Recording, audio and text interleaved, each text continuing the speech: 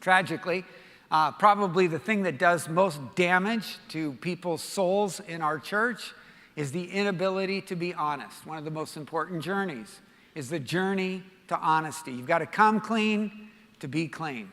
And it's very hard.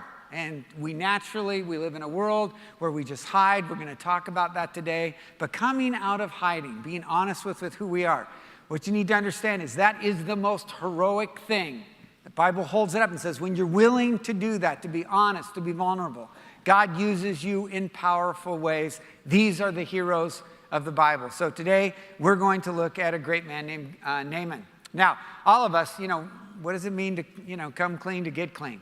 A number of years ago, when I was first married, Lori and I had an agreement that, neither one of us would spend a certain amount of money, over a certain amount of money, like all healthy couples do, right? Got to manage your money. And so there was this used car that I saw that I just thought I needed to buy, and it was over the limit, and I bought it. And so I had to come up with a story to rationalize why I did what we had agreed not to do. So, and the web of lies that I wound up telling was just insane. I told Lori it was a classic car. Well, it wasn't a classic ar. I said that we could sell it for more than we bought it for, which, that never happens. Just all these things I did. It was once-in-a-lifetime opportunity. Wasn't once-in-a-lifetime opportunity. But I told her, and stuff. And so I've coming in, I've got all these stories, and I tell all these stories.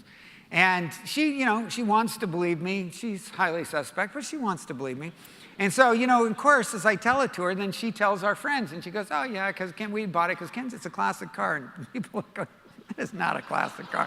We'll be able to sell it for more than, so then she'd come back and go, really, is this, are you telling me that? Yeah, and you just bury yourself further and further. I mean, this goes on for like 6 months. Till finally, I just have to come clean, to get clean. And, it's painful because it's, no, that's not true. And yes, I'm selfish. And yes, I broke our agreement. And yeah, this was the wrong thing to do. And I just am selfish and self-centered. Who wants to admit those things about themselves, right?